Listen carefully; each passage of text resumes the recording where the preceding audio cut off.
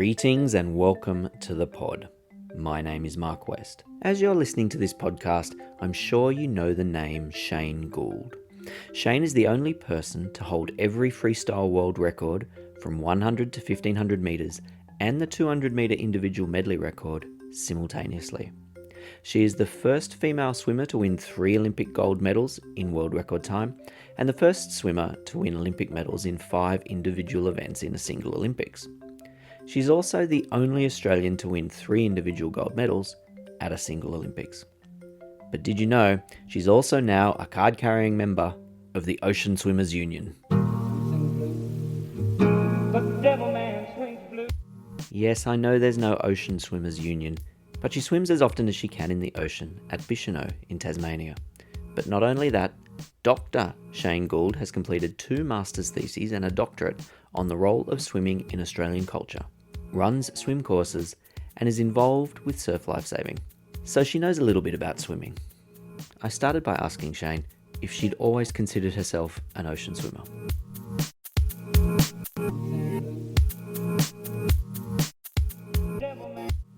Well, I think I probably have, but ocean swimming not in the sense of, we understand ocean swimming these days. I grew up in Fiji and spent a lot of time, with my father and mother and sisters, swimming around Coral Islands. My dad liked to go fishing, and we'd take a picnic on his little boat and swim and snorkel. And then, in rivers and creeks, and as well as swimming pools, hotel pools, because my dad worked in the travel industry.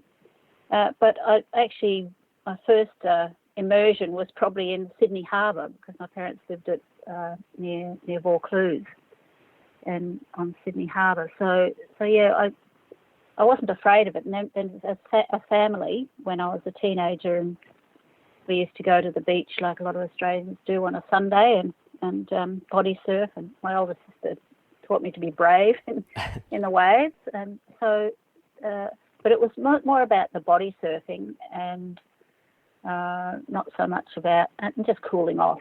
Not really about swimming beyond the waves parallel.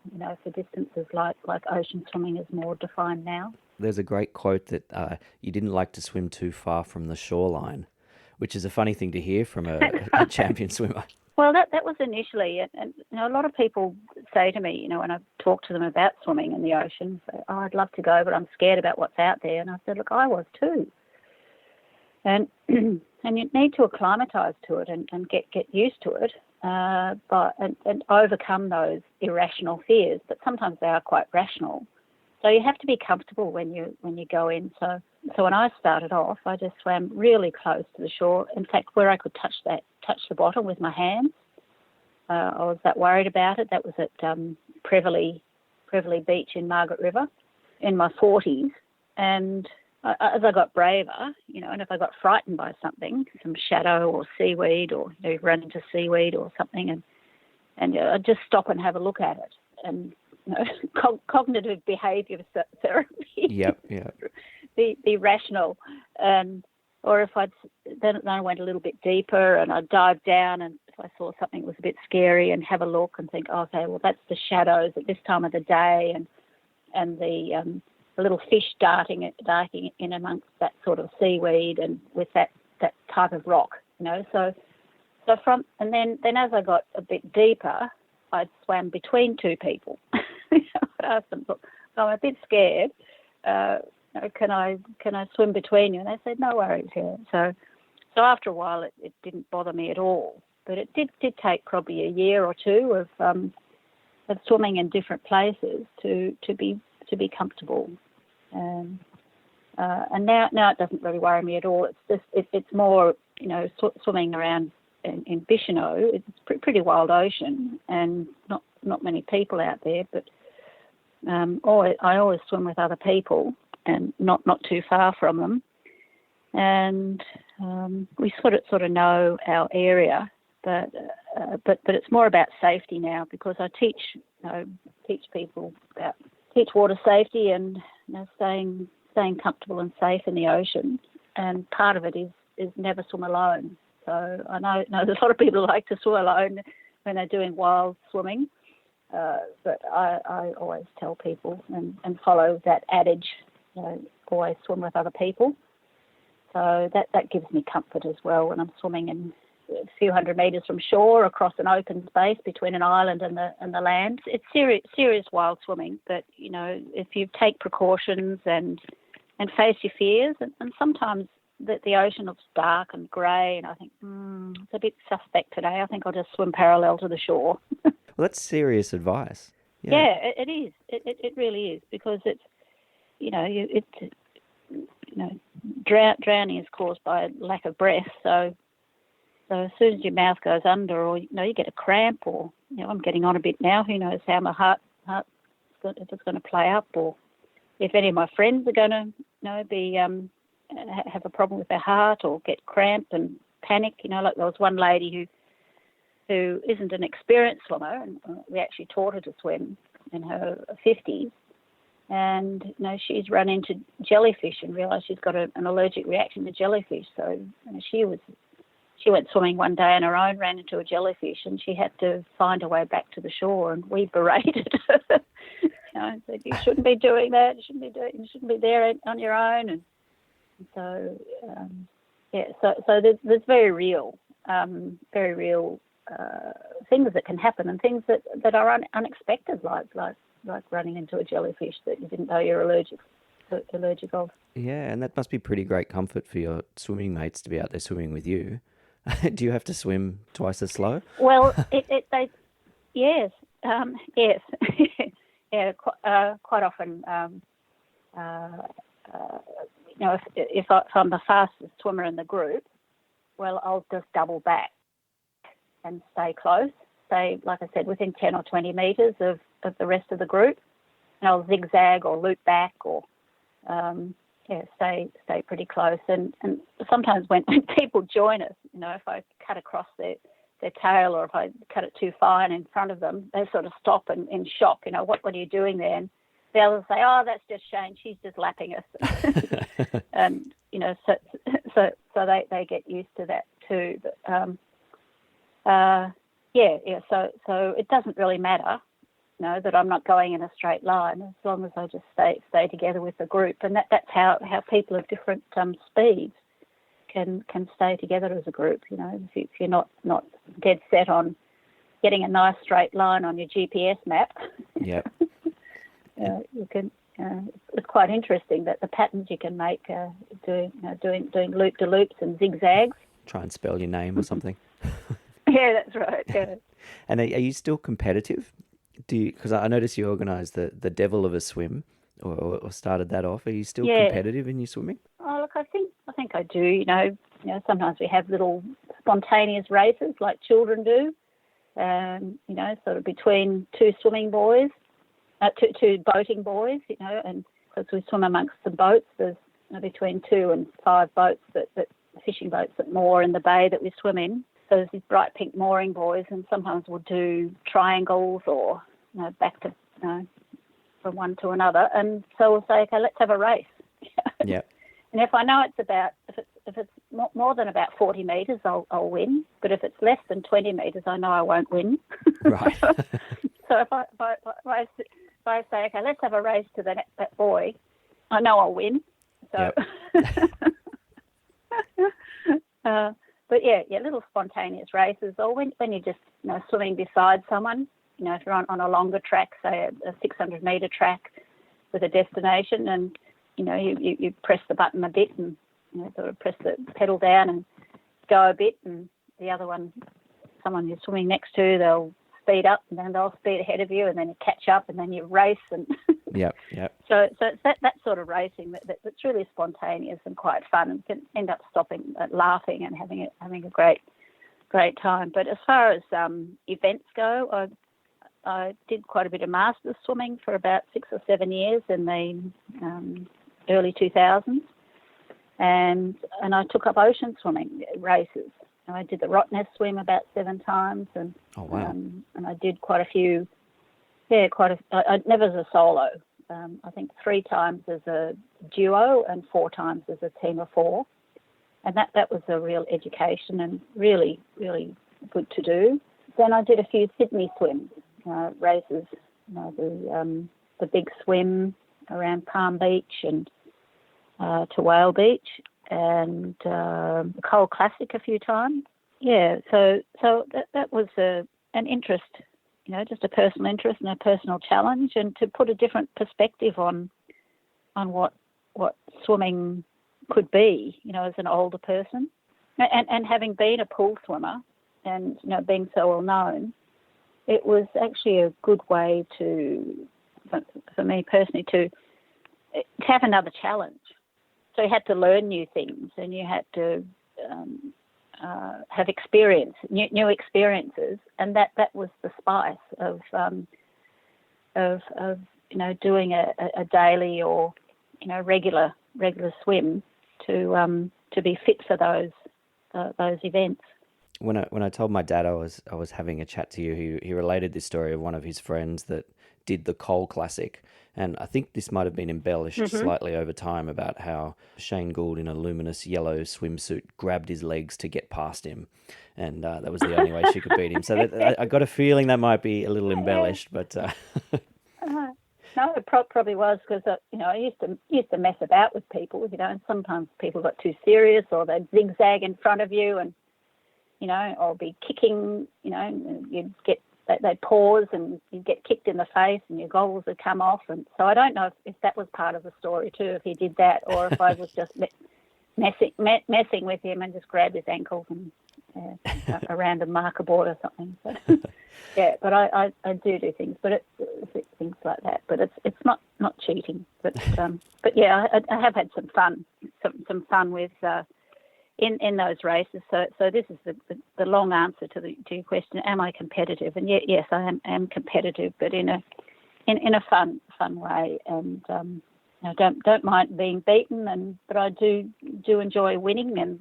But it's the racing. It's those spontaneous little races, and that really juice me. When juice me now, but also when I was doing the more formal, organised ocean swimming races and the Masters pool races too. Do you think it was the competition that missing the competition that brought you back to swimming, or did you never really leave swimming, just not the formal races? No, I think the reason why I started swimming again was my marriage had broken down, and a swimming pool was built in Margaret River. So I was living in Margaret River at the time, and there was no pool until 1997. And I was asked to do a lap, a lap at the opening of the pool, and then they had a swimming race, of course. And I was up against the butcher and the chemist and one of the farmers and champion surfer, and so we had a good old laugh there. But I had to be sure I won, so I started. I swam a little bit in the river to get a bit of fitness. And then once the pool was open, people came out, swimmers came out of the woodwork. A lot of them were surfers. Some of them had been school swimmers and club swimmers, and they established a little adult swimming group, and we just met 3 times a week. And I joined that. So that was a good way, as I was, making new social groups, with the breakdown of my marriage. And it just went on from there. And then, of course, the Rottnest swim was a popular thing in Western Australia, and got invited to be part of a fundraising team to do that. Then our swimming group in Margaret River put together a few teams over the years. So that's how I got back into it. It was more circumstantial. But I had surfed for many, many years. From when I was about 17, I surfed a kneeboard and then took up stand-up surfing when I was about 36. Okay. And so I was out in the ocean. I was familiar with the ocean, but I always had the board or some flippers, and I just catch waves with flippers in the shore breaks. Yeah, so I was quite familiar with being in the ocean, but in a different way. So actually swimming, I had to go right back to that story I told earlier of getting confident, of just being me and my body in the water, and not the surfboard. underneath me and gain confidence with the goggles on, actually seeing what was in the water. Because you do a lot of work in swim schools and drowning prevention and all that sort of thing. Is that fed by that same feeling? Yes. Well, so all those years that I was raising my kids and living in Western Australia, I was there for nearly 30 years, and I taught swimming, and a lot of the swimming lessons were in the ocean until the swimming pool was built. So I often had to wade through thick seaweed, and get my 10-year-olds, to come with me and say, oh, there's nothing, it's all right, nothing there. And I'm thinking, I hope there's no crabs or, flounder or, or gummy sharks underneath here. Or so I had to be brave for them to get them beyond that weedy water sometimes. And so being in the ocean, I was in there for different reasons in different ways, and so it kind of morphed then in the late 90s to doing this very popular activity now of ocean swimming. It really is, isn't it? Do your children swim as well? They all surf. Right. My daughter loves to go to the beach and just swim around in the water. She's her children. Her son's a surfer on the Central Coast, and her daughter, she likes to swim out and jump off rocks and catch the surges and run in the water and smash herself in the shore break. But my 3 sons, they're all very good surfers. In fact, one of them, Tom, was a professional surfer. He was on the World Championship, World Qualifying Tour. Wow. For a number of years. So they were more surfers. So they're very attracted to being in the ocean, but not more interested in the waves or the fishing. Yeah. They got the aquatic genes, clearly. Yeah, that's right. And their dad, was a very keen surfer, and that he introduced me to surfing. And so that became a family activity. But swimming, swimming really wasn't, apart from school swimming carnival for my kids.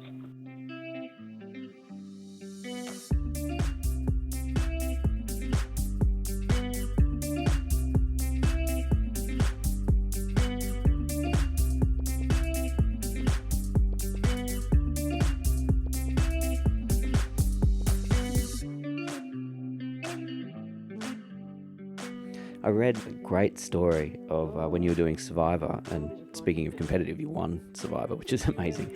That you trained up all the Fijian lifeguards when you were over there. Is that right?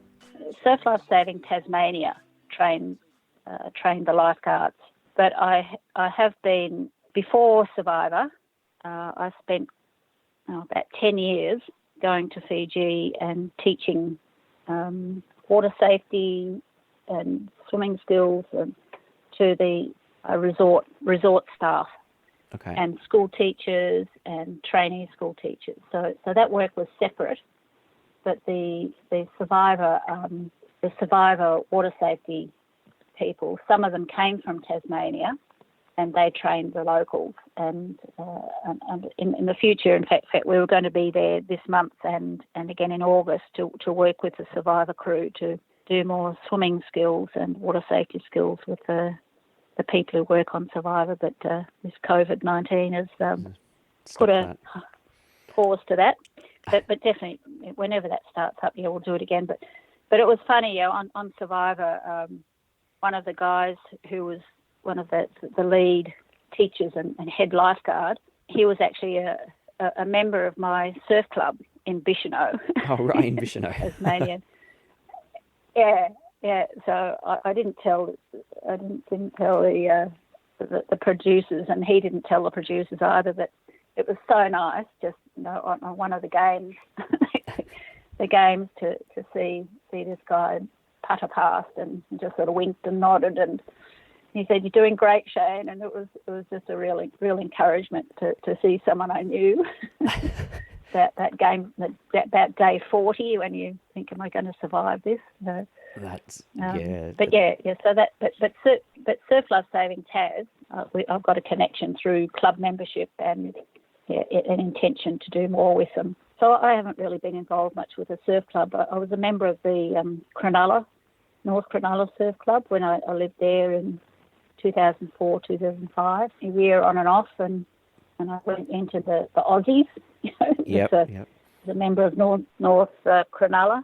So, look, I've had, just stepping back a bit from those details, I've had a lot of experience in the water in so many different ways, like as a little tacker, just being an Australian family, going to the ocean beaches and harbour beaches and swimming pools and growing up in Fiji, and then getting involved with club and competitive swimming, school swimming, and then, of course, going the whole way to the Olympics, and then surfing, ocean swimming and master swimming. And so it was interesting to me to study this.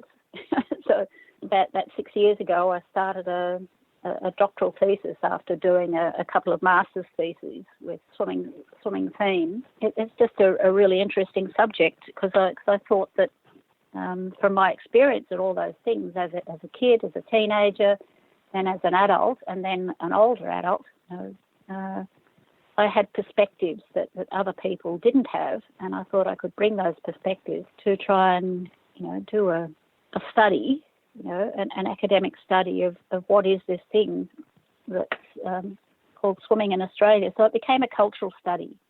So I was really looking at swimming as culture. You did quite a lot of study there because if back when you were younger you were swimming a lot, and now you've done 2 masters and a PhD, so there's a lot of academia there just to do all that. Your PhD is on the culture of swimming in Australia. I know you've had some publications and some coming out later which are embargoed, but what's your general thesis? What are you looking into? Well, there's probably several aspects. It's quite an unusual design of a thesis because it covered so many different areas, and no one's really looked at swimming critically. So there's all these wonderful reports from the Royal Life Saving Society and Australian swimming coaches and Ausswim and surveys and the Swimming Australia reports, but no one's really looked at it critically. So I was just wanting to see, I ended up looking at how it's organised. Yep. Who are the players? And there's so many different organisations that. And then there's big sweeping statements like swimming is in Australia's cultural DNA, or Australia is a nation of swimmers. So they're big cultural statements. I think, well, are we? If you have a look at the drowning statistics, and then you see people swimming or so-called swimming at the beach, they're really just standing upright. And when they do swim, They're not swimming very far or very well. And so I wanted to critique these things and say, well, are we kidding ourselves to have this identity? So being able to swim and swim well is a national identity narrative. So I was examining the narrative about Australians being swimmers, which is, swimming pictures are used so often to depict an Australian way of life or something that's uniquely Australian. And I thought that was just a really interesting thing, so I had to look into it. So I used a lot of photos and I travelled all over Australia and just asked a lot of questions. And like I said at the beginning, everyone seems to have a swimming story. A lot of it is, and a lot of people say, I'm not a very good swimmer. So they must know what a good swimmer is, or they're judging themselves about, against some measure that they think that they should be a good swimmer, because if you're Australian and you don't swim, well, are you Australian? Yeah. Are the swimming stories different across the country? Are they different on the coast in inland or in the cities? That's a good question. People who had a background in swimming were very presumptuous. So they presumed that because they knew about pool swimming or swimming at the beach, they presumed everyone would know that. So that was rather interesting. But there was other people who hadn't had ocean swimming experience but had learnt to swim, and had a really bad experience of learning to swim in a pool and been frightened or bullied or, just got stuck on their breathing or their floating or had some fear that they couldn't overcome with the teacher that they had. And so they have this really negative perspective of it, so they don't really understand, the experience, the wonderful experience of swimming. So that's been some of my work, actually. Probably from my work in Fiji, and then working with my husband Milt Nelms overseas, and Sweden. We've been doing a lot of work there. We developed a program called Gilavatten, which was to teach teachers how to teach people who are scared of the water. So fearful swimmers, or people who are scared of being in the water, that's become my specialty. Okay. Probably there's all this range of people who have had lots of experience, and they just can't. They're presumptuous because they've had the experience, everyone else should have the experience too. But a lot of people have not had that experience of being suspended, of being able to take their feet off the bottom and be able to move around comfortably without having the bottom right there to touch, or the sides. So it's a big range, and it doesn't seem to be. There's obviously more inland. There's a lot more river stories, and I didn't know much about river swimming, so I spent a couple of weeks touring through the New South Wales, through all those lovely rivers, the Macquarie and the Darling and the Murray, and talking to people who were swimming. And I saw this sign as we drove past, the swimming culture of Australia, swimming capital of Australia. And it was pointing to these lakes on the Murray River, Yarrawonga, and the swimming capital of Australia. And I blow me down. I didn't stop and photograph the sign, because when we came back past there, the sign was gone. But there are 5,000 members of a water skiing club at Lake Yarrawonga, but they call that swimming. Yeah, right. So Okay. it's the swimming capital of Australia in the sense, in rivers. And I thought, well, okay, so coastal people have one perspective, but the people who are inland and live and play on rivers have a totally different perspective.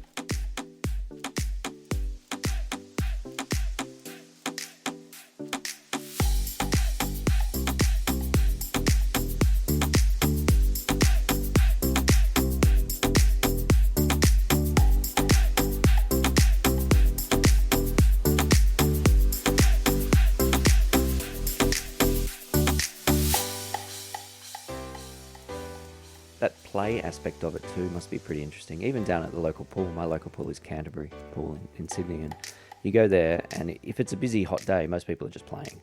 There's a few people doing laps, but most people are just playing. We don't talk about that all that much, but I think that's a big part of the culture. Exactly, yeah. That's something, as a researcher and just a curious person, you just notice things. You start to see patterns, and so it's observation. Observation is part of research, and then you have to go and test it to see how if it's just a spurious correlation, Yep.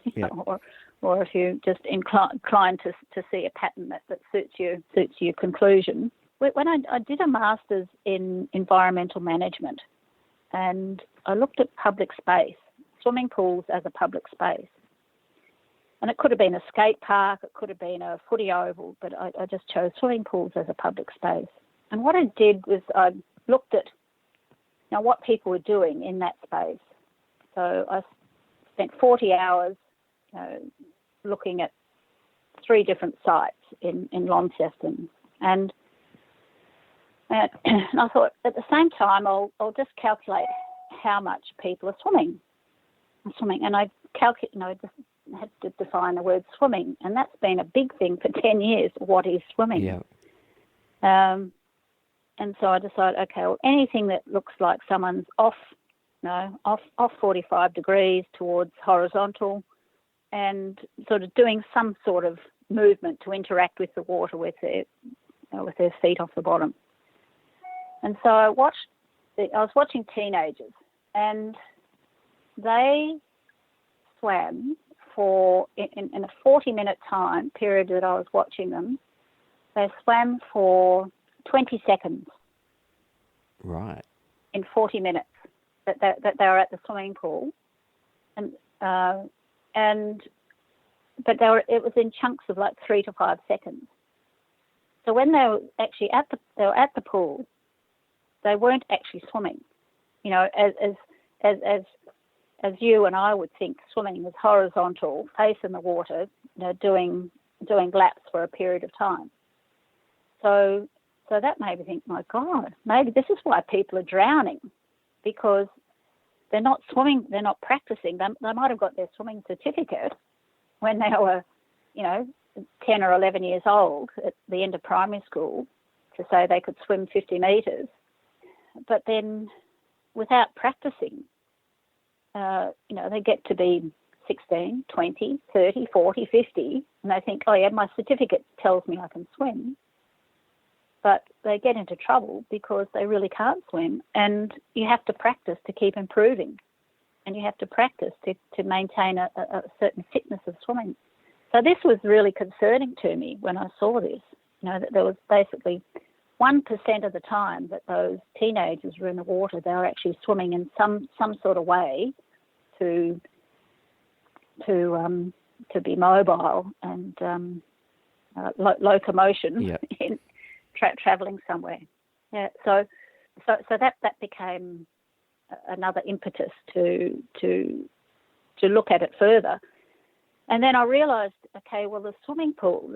So most of the people at swimming pools are, like you said, doing a messing about in the water, and that's really nice. But they're not actually swimming, and that's a dilemma to me. You know, so if people don't want to be part of a club, or they don't want to do laps, which is for some people is pretty boring, or for some people it's a wonderful experience of, you know, meditation and sense of well-being. But for some people, they can't see the point. Yep. You know, and you see a 14, 15, or 16-year-old, you know, messing about in the play pool, and then they go inside to the lap pools and think, oh, we're nearly adults, so maybe we should be swimming laps, you know, and they do a few laps and I think, oh, that's not very interesting. Yep. And they kind of don't know how to use the space. And so these observations that I've had have repercussions for swimming pool design. And the policies that we've seen recently politically is that, you know, the government wants to throw money at infrastructure and to build swimming pools. Well, maybe we should rethink the type of swimming pool that's being built, because people, certainly there's a lot of people who do that. There are competition swimmers, there's club swimmers, there's people who love the fitness and, like I said, the meditation of the breathing and the movement, you know, going back and forward. But swimming pools, you know, might need to get creative about how we design pools to encourage people who aren't actually locomoting and actually swimming in a way that they might need one day. Yeah. And get a realistic perspective, but do it in a way, or, you know, that can encourage people to travel more, but do it in a more playful way than the more set distances. So I think that's a real challenge for swimming pool designers, and something I've got some ideas about. But there's another thesis for you. Hook up with some architects and some. Yeah. Well, actually, working with a lady who works with an architectural company in San Francisco. Yeah, just looking into that. Yeah, and then learn to swim pools. You know, you see so many swimming pools, public pools, that are too deep for swimming lessons. So the Cook and Fillet pool is, for those that know it, in the centre of Sydney, near St Mary's Cathedral and Hyde Park. That's a fantastic pool, perfect for lessons. And for a couple of years, Milt and I did some teacher training there, lessons, and used that shallow water. So it's a beach entry. So I think every single swimming pool around Australia should have a beach entry, because that's the best way for young children to learn how to swim, and even adults.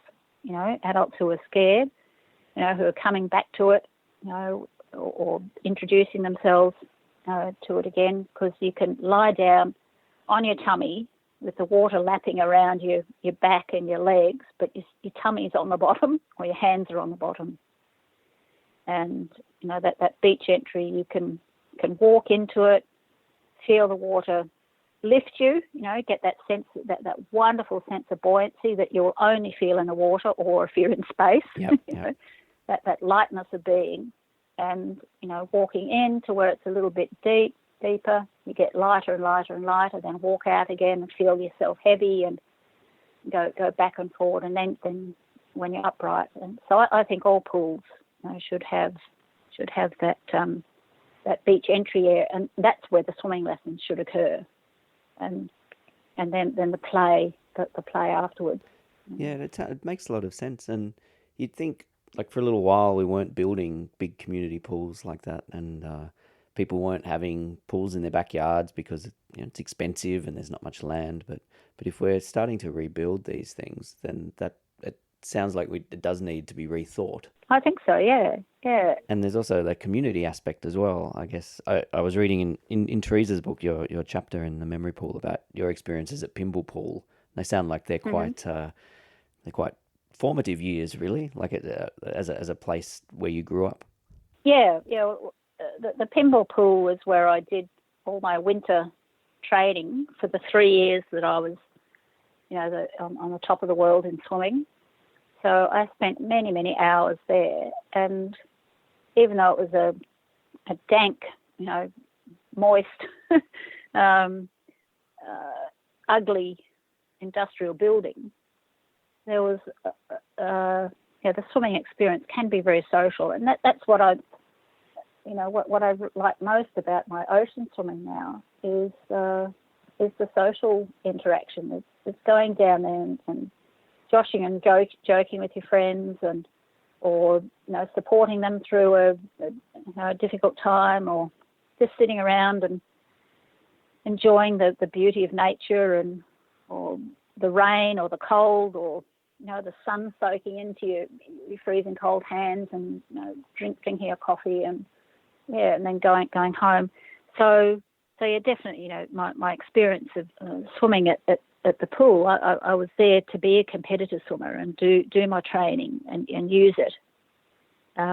Use the pool in that way, but definitely there was the social experience and learning how to get along with adults, the adult coaches, and very, very formative years. So that's something from all of my my studies, is that I think that a swimming club is a really good community organisation to be involved with, as long as, with a proviso, as long as it's inclusive participation, and that the aim is to be a community sharing that experience and supporting each other in that, the experience of swimming and having races, and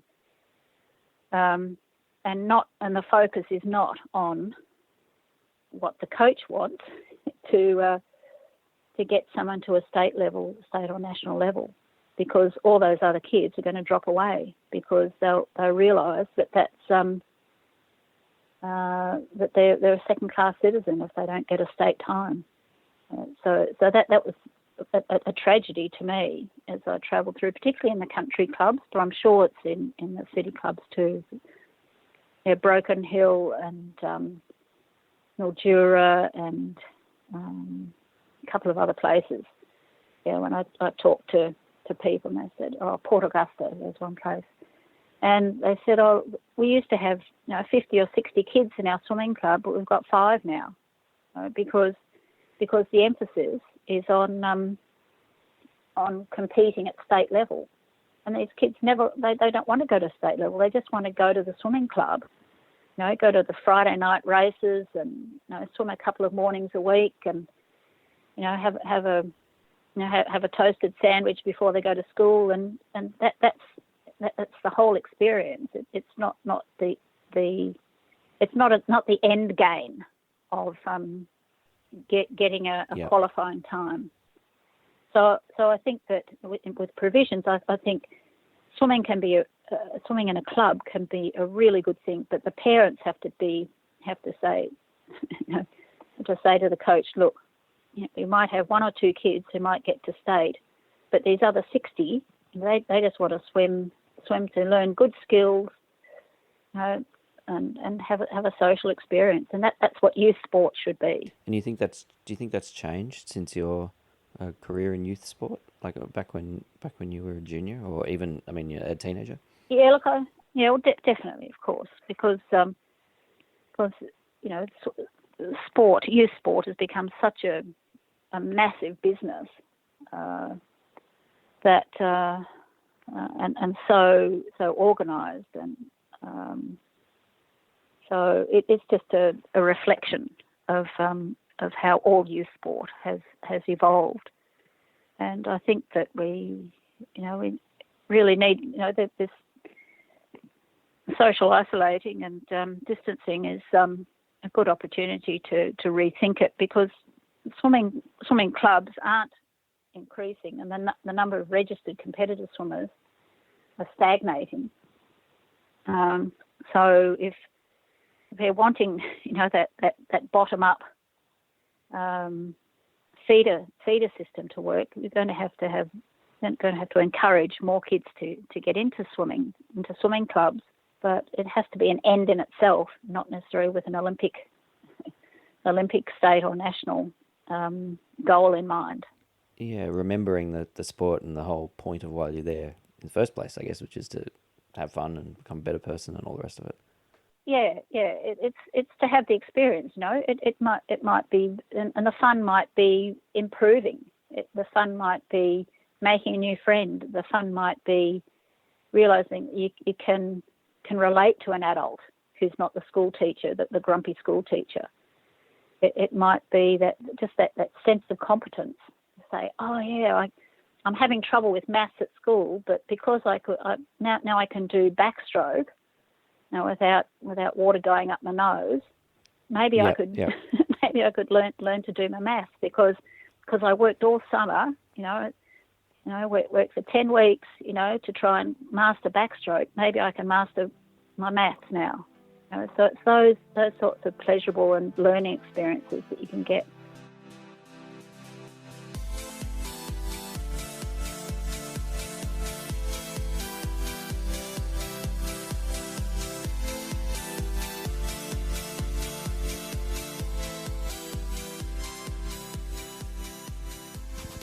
It's a fascinating idea, that being able to relate to adults as well, because obviously you were so successful so young, you must have learnt that so quickly, but I'm 40 and I'm not sure I can relate to adults. That pressure is must have been immense. Yeah.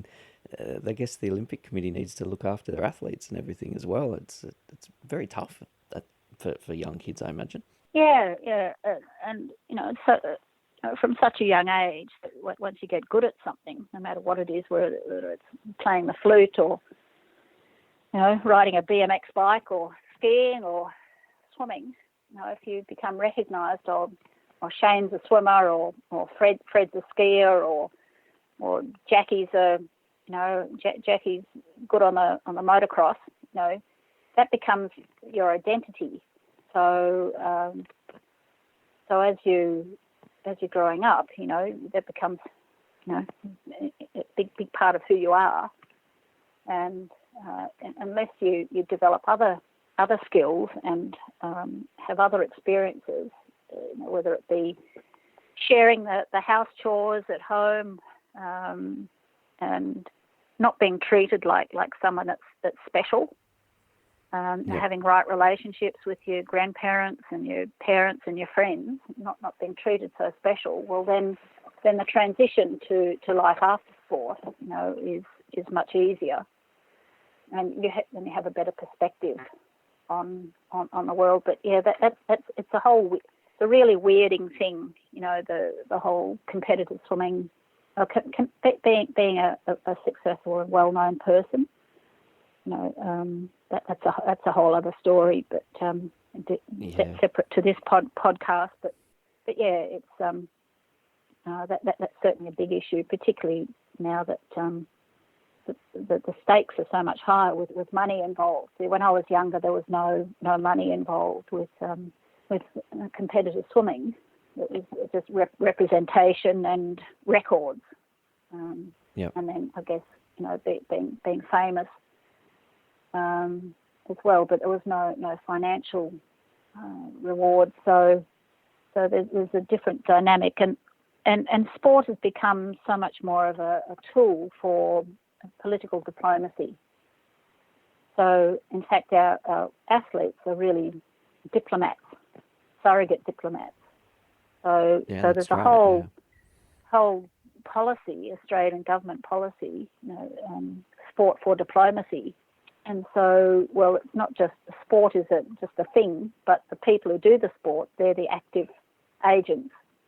And so you think, Kate Campbell and Bronte and his sister and Cam McAvoy and all those guys, they're the elite swimmers. They're actually diplomats, but they're not trained. They're not trained as diplomats. So I think that's where Ian Thorpe had a lot of trouble, but also he was very good at it. He was very good at being a diplomat because he could conduct small talk and he would read up on the latest things and be able to conduct that small talk and be personable and interested in other people and be interesting. And so he was really sought after. Like Condoleezza Rice, she, I think, I don't know what, 2006 Commonwealth Games, I think, or World Championships, I'm not sure which one it was, in Melbourne. She requested to sit next to Ian Thorpe watching the swimming. So the world's most powerful woman at the time wanted to sit next to Ian. Ian was he wasn't just being a champion swimmer. He was actually being a diplomat. Forging political and diplomatic relations between America and Australia. So there's a lot demanded, of athletes these days, and that's very different because the nature of sport is different in the international context. So that's all the politics is the commerce that goes with it, the diplomacy. And power, the exertion of power if you're in certain positions and of influence in sport. I've often thought the swimmers that you obviously only see the guys that are on the telly, but pretty good at conducting themselves compared to some other sports. I don't know if that's something to do with the culture of swimming, or maybe you start so young and you. I don't know. I'm making it up, but I've often thought that. Yeah, there is a sort of a mentorship.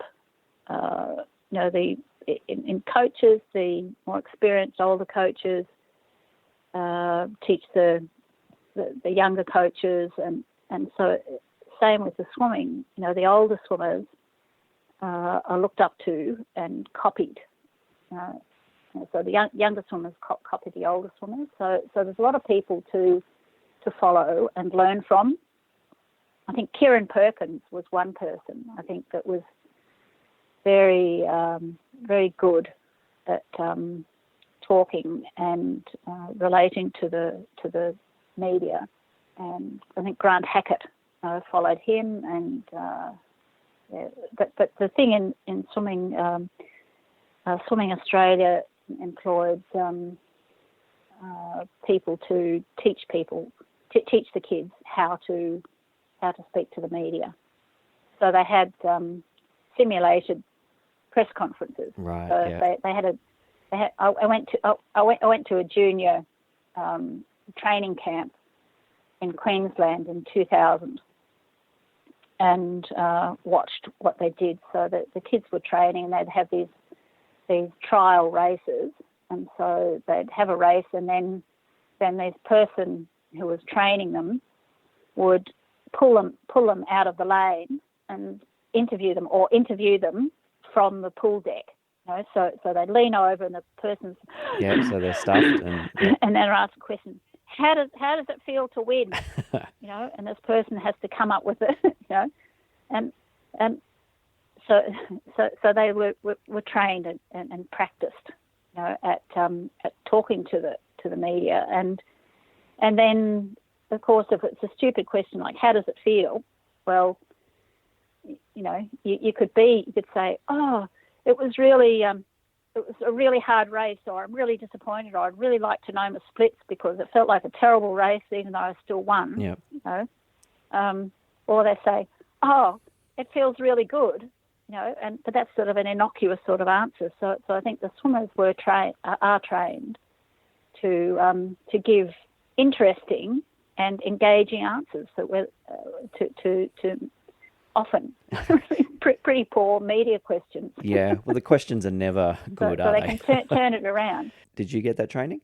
No, but my father, because he was involved with marketing, he understood the press. Right, yeah. And so he kind of coached me through it. Yeah, and I was only young. I was only 14, 15, 16. So I had him to help you me. out, yeah. And my mother too. She was a social worker, so she understood psychology long before the psychology became popular. Yeah. So I was very lucky to have my parents to help me to manage the media.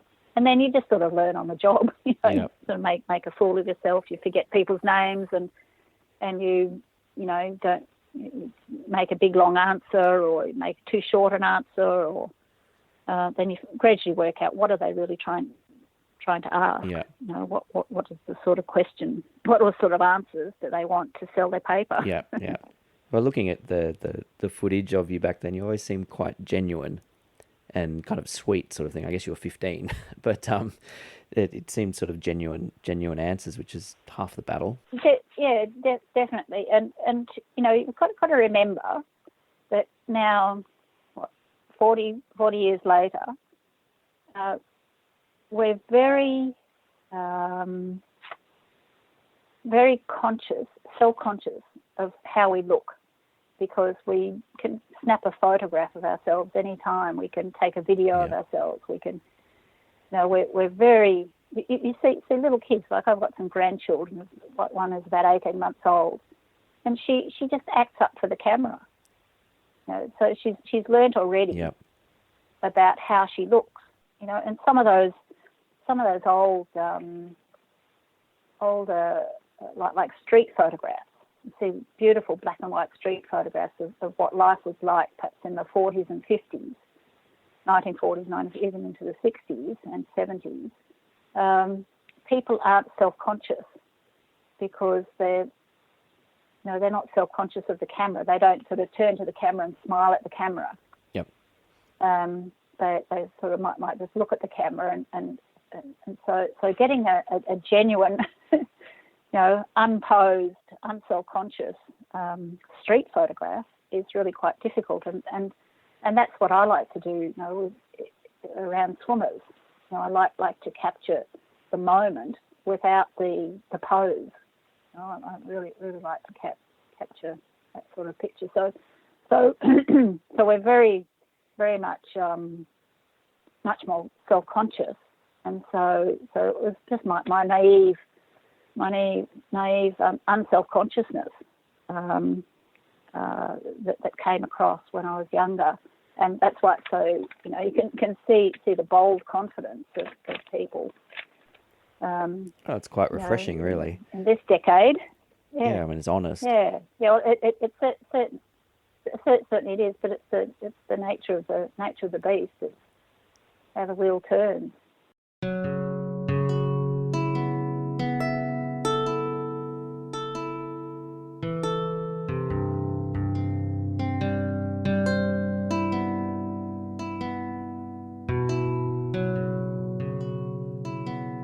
I wanted to ask you, you grew up a little bit in North Epping. Did you ever swim down at Dens Park? Because Dens Park was my local. I grew up in Epping as well, and my grandma was in North Epping for her whole life. So yes, I did. Yeah, for a couple of seasons, I swam at Dens Park, and I think that's when I started swimming in the winters.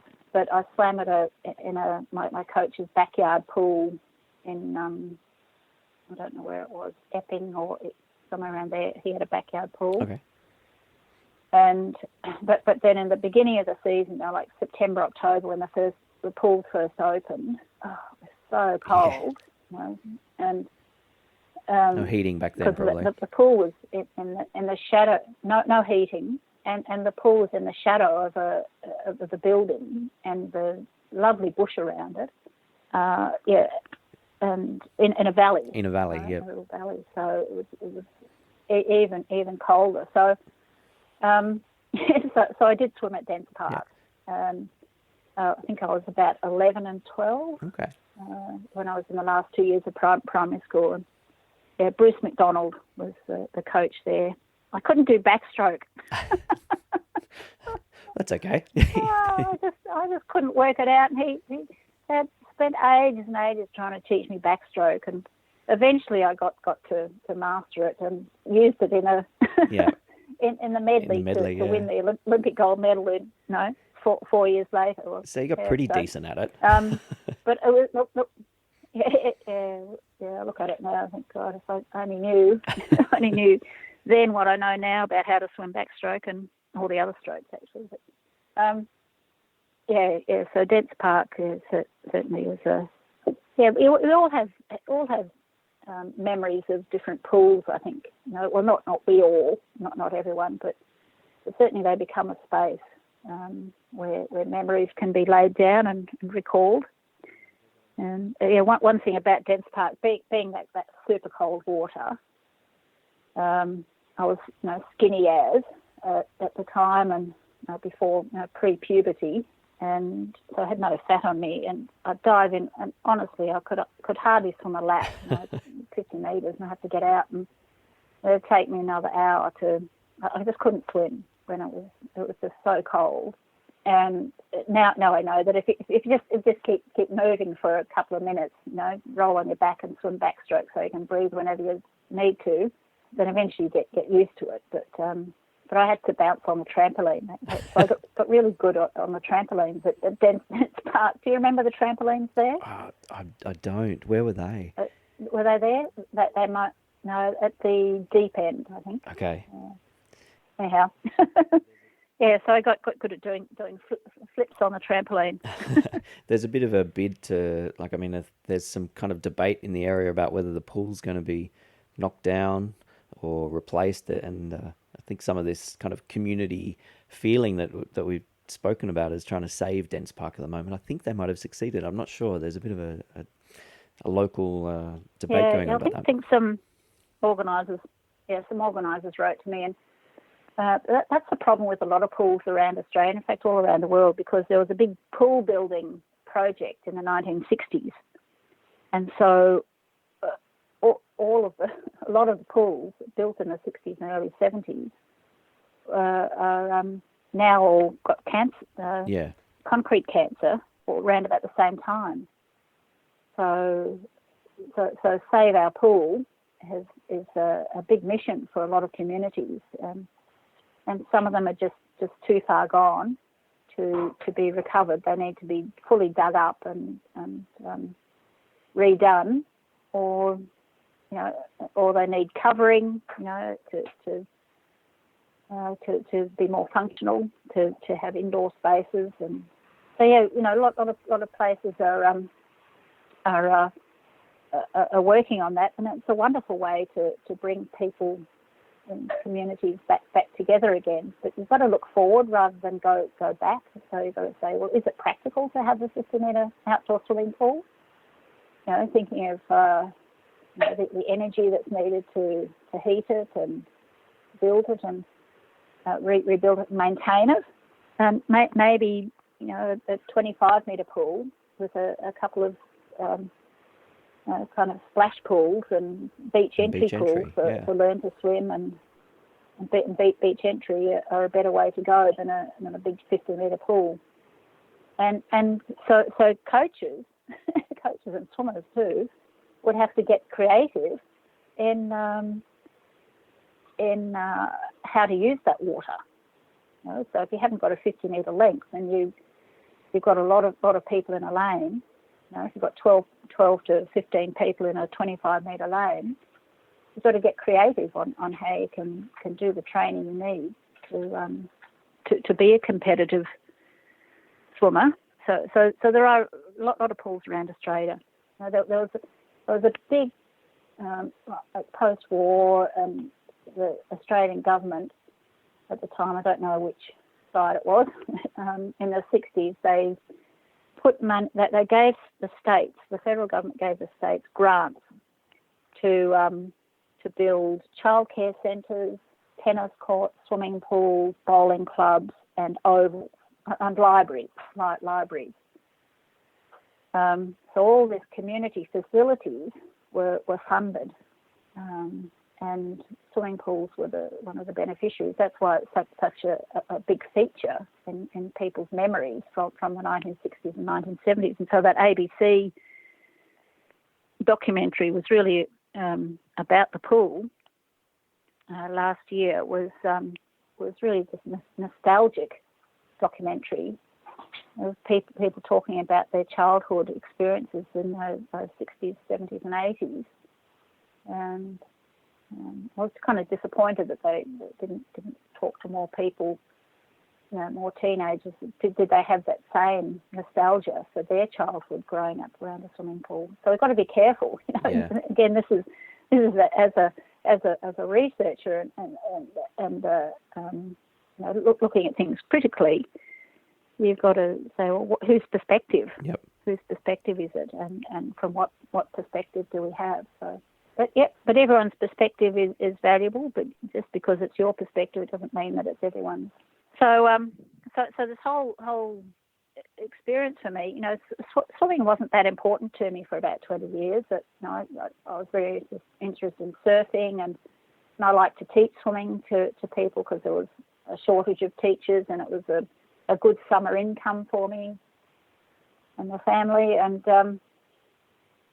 but I personally wasn't really an active swimmer for a while. But so I've even got that perspective, that distanced perspective. Yeah. That a lot of people have. So, but it's obviously swimming has been something I can enjoy. I've been very successful at. It can keep me healthy, and I enjoy swimming a lot more than running or walking. Yep. I like riding a bike, but not too far. But swimming is my preferred exercise. So it's been very, very good to me. But it's a very interesting subject to study as well as a cultural activity and a national identity narrative.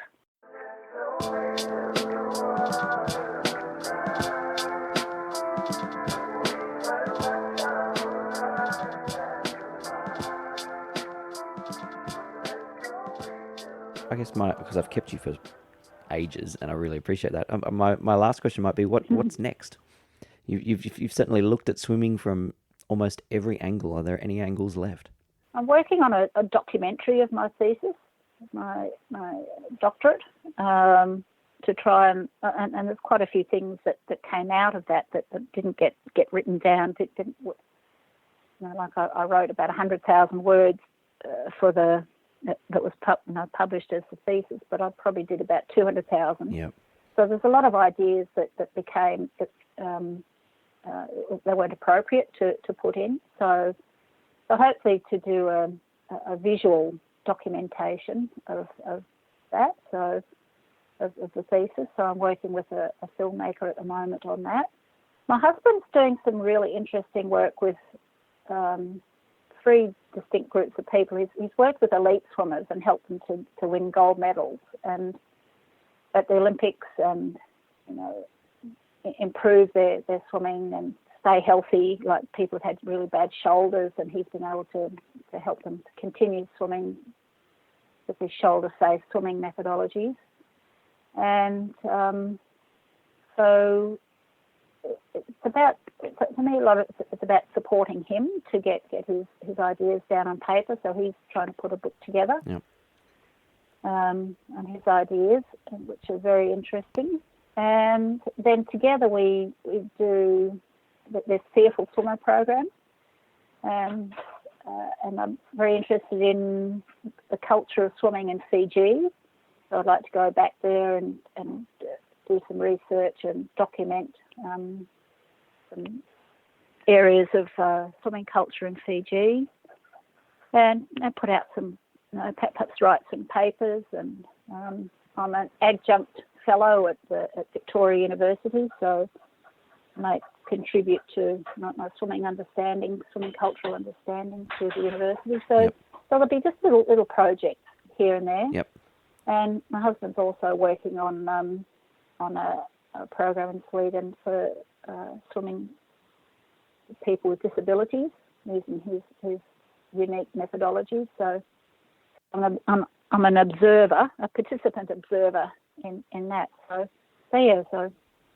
that sounds brilliant. It's very interesting. Fairly well informed observer. Yeah. So plenty to do there. Yeah. Oh, I look forward to following it all. That sounds great. No more trips back to Survivor. No, I think I'm done there. Yeah, they've made the games really hard.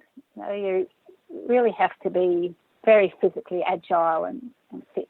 Probably I spent a year just working really physically hard on yoga and gymnastics and aerobic fitness and strength. Go to the gym 3 times a week, and so I just want to plant some veggies. Yeah. Prune some trees and manage my personal space. Put my physical energies into that, and got some building projects. And so I think that was a really weird experience, that whole Survivor thing. But I'm glad I did it. But I think that's it but for it's done me. Now. Yep. Let some other people have a go, but it was certainly an insight into reality TV, and I gained a lot of confidence in myself, which is a lot of successful people have this thing that's becoming better known now, the imposter syndrome.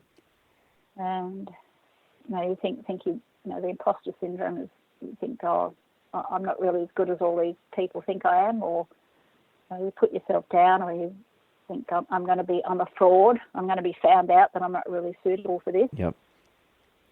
This task at hand, this position of responsibility, or this presentation, and so I think I've been suffered from the imposter syndrome and still do every now and then. But being on Survivor, it gave me the confidence. I thought, no, you are physically capable. Yes, you are socially adept.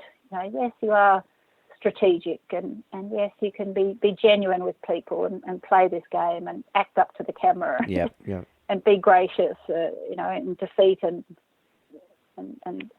winning. And so it was. It served itself well. And then the ocean. And then back to the ocean. To conclude, the ocean is always a challenge. It's always so different here. I live 300 metres from the ocean, and I have a little holiday accommodation place that I'm doing some upgrades on at the moment. And so I see the ocean change all the time, and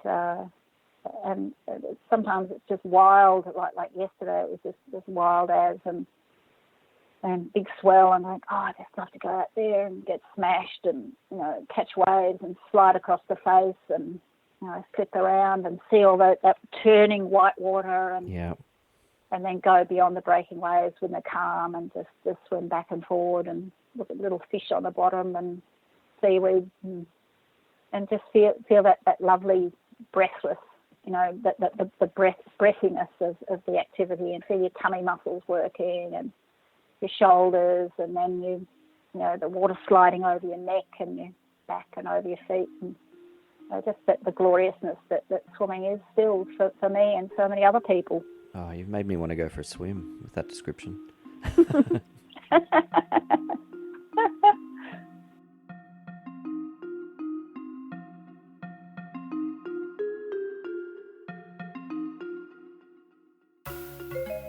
Thank you so much to Dr. Shane Gould for taking so much time to talk to us about the role of swimming in Australian culture, Survivor, the Olympics, and never swimming alone.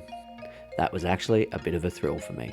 If you'd like any more information on anything that you've heard today, get over to my website at www.thepodpodcast.net. That's www.thepodpodcast.net. I can't promise we're going to have swimming legends on the next episode, but I'll see what I can do. Thanks very much. Take care.